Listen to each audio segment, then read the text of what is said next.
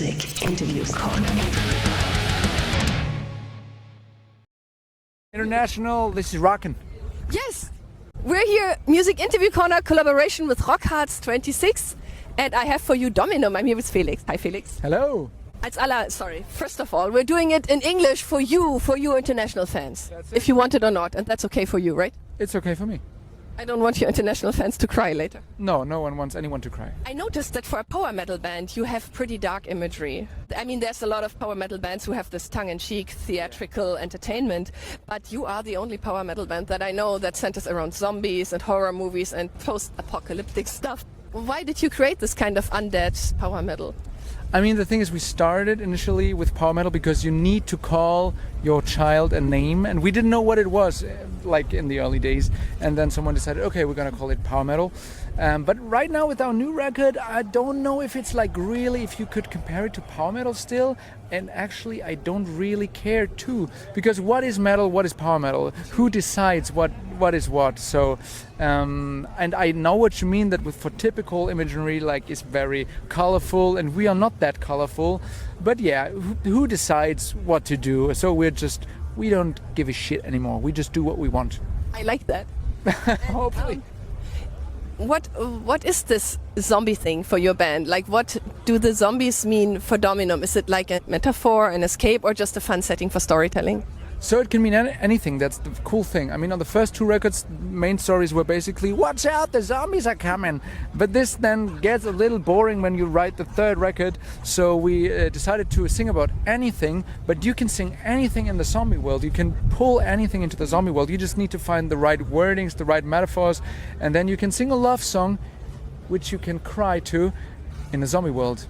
Or like a very depressing song in the zombie world. It's like, no one wants to hear a love song that goes, I love you so much. It's a little bit cheesy, you know, so we sing about blood and brains.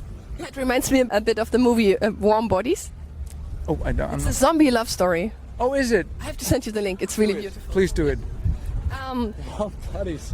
And if people would strip away the zombie stuff and horror stuff, what would remain underneath when it comes to your music? Hopefully the music. Like, I mean, what values and themes would remain? I mean, I think Dominum in general has even though it's a zombie band, but I think it has a positive vibe in general, which is very weird actually, because it wasn't intended to be that way, but I blame us for the positivity, because we are all the four of us are very positive guys, and we don't want any. We're not super dark. I mean, you can maybe tell by the vibe that I don't drink blood every night. You would think that, but it's not true. It's just a rumor. And I brought my cross just to be sure, but yeah, you are safe. No worries, probably. So it's just a matter of who we are and what comes through in the music. Even though we don't sing about happy things, because I think we're a serious band. Even though there's a little blink of an eye here and there, but in the end there's always a little bright light at the end of the tunnel, and this is also in our songs the case. I think, even though we have very dark songs, like on a new record, Night is Calling, it's for instance Endzeit, which is a German word which means basically Endzeit in English. I don't know how to translate it. End of times. End of times, exactly, which is not a very positive thing to sing about, but still, in the end, I think the song carries a little positive emotion, which is very important for us. Oh yeah, and I think you said about your new record, Night is Calling, that the zombies have grown up.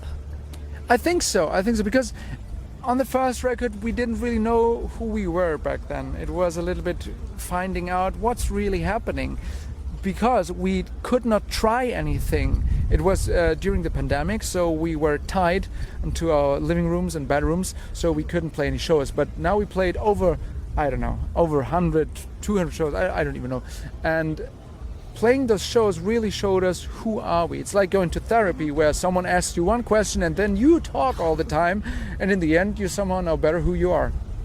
Oh yeah, and you also are Dr. Dead within the universe of Dominum. How much of that is pure fiction, and how much of the character comes from your own personality? That's also interesting, maybe because I didn't know that myself.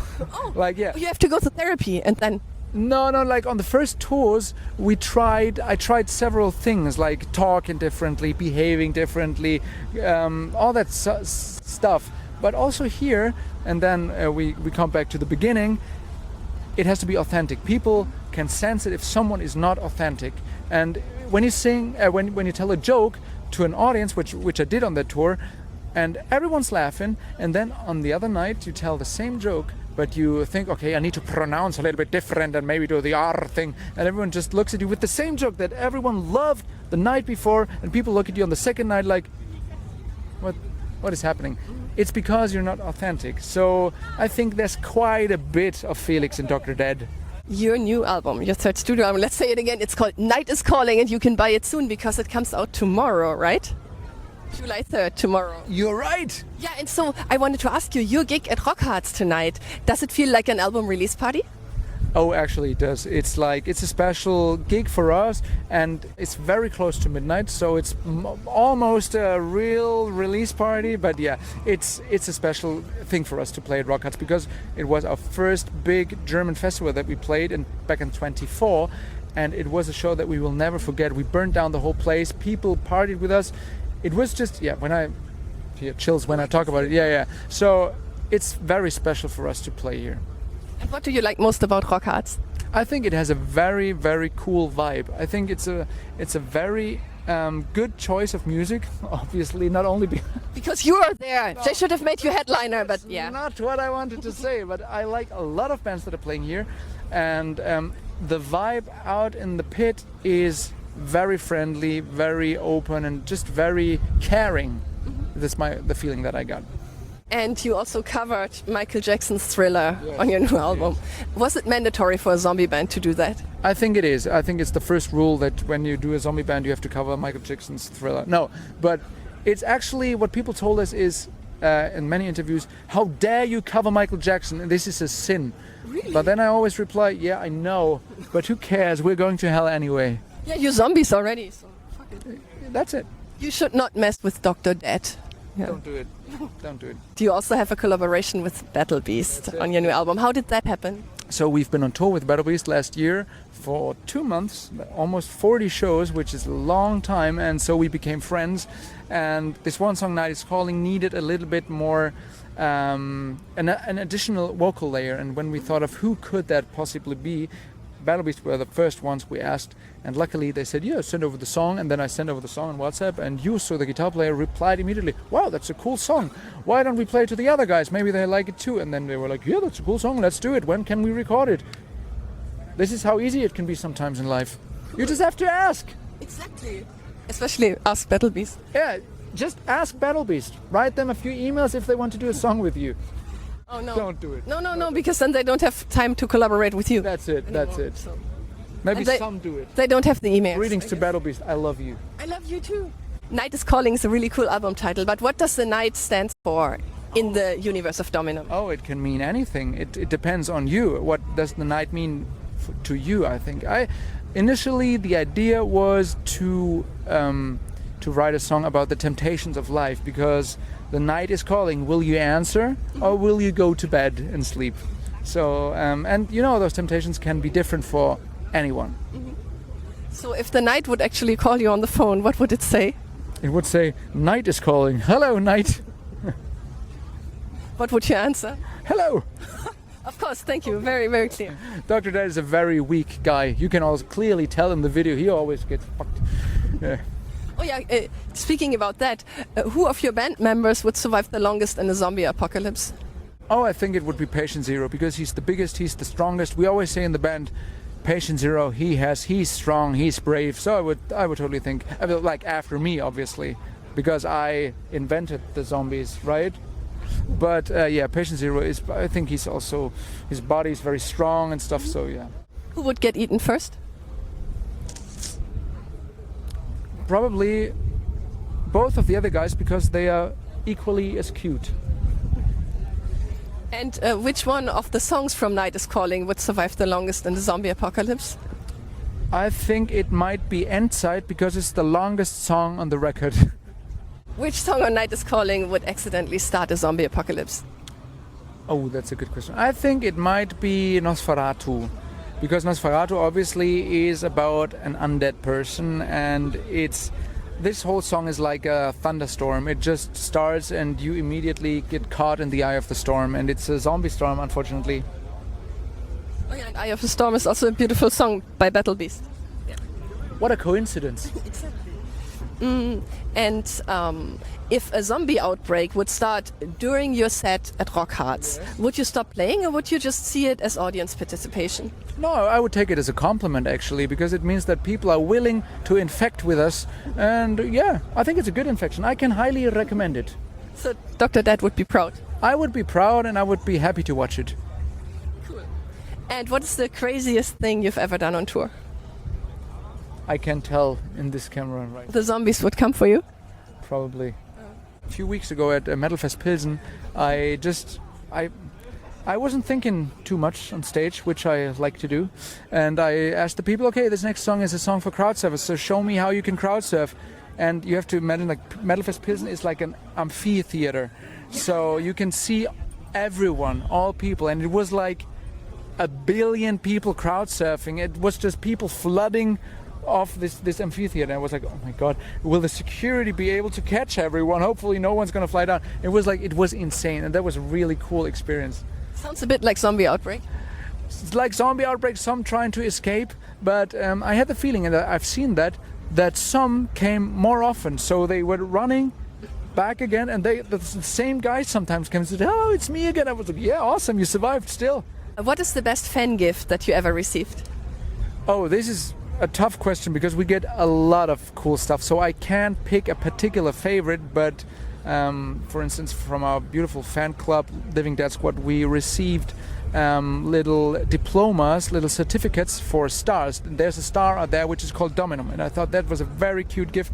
Or, for instance, there was a little Dr. Dead puppet that people made, and it's with the scar and with the eye and with the coat and everything. It was so cute. We get photos, everything. It's everything where people put so much love in means a lot to us, and we are very, very happy to take those things.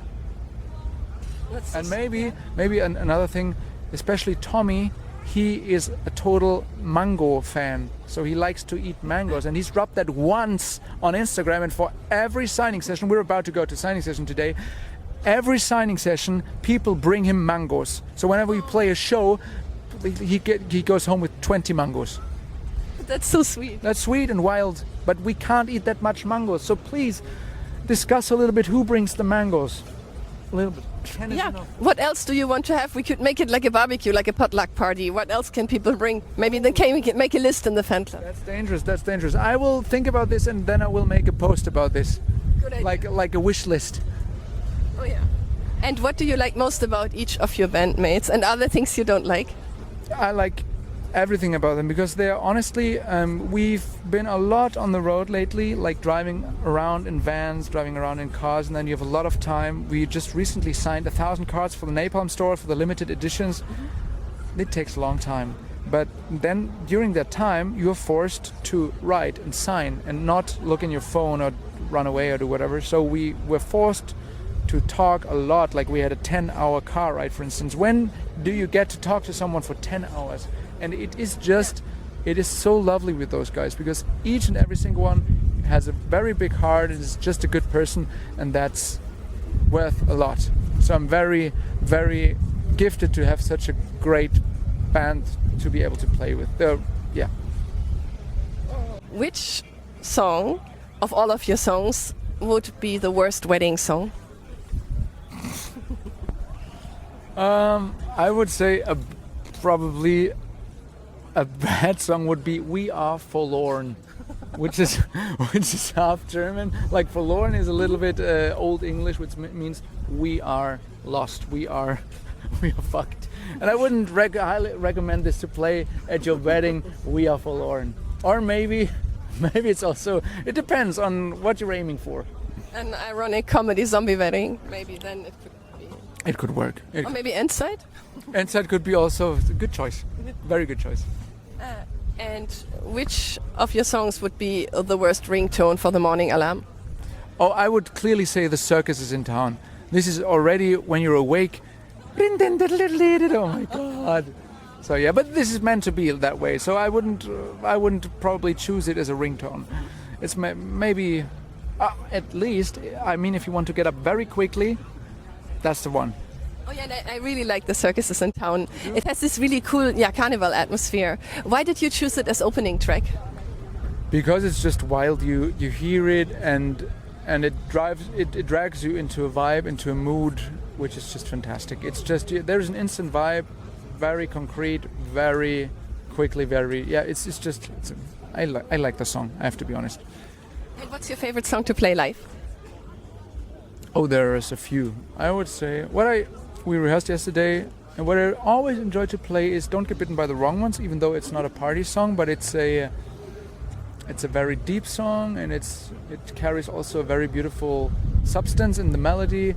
I like this, but obviously I also like Frankenstein, all the party ones, and Dead Don't Die. It's hard to choose. What's your favorite, baby? Do you want to say anything to your fans before we end this interview? Yes. Be kind to each other. Oh, and that's coming from Dr. Dead. I love it.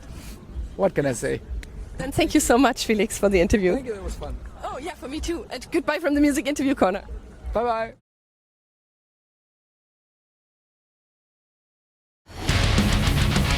Music Interview Corner.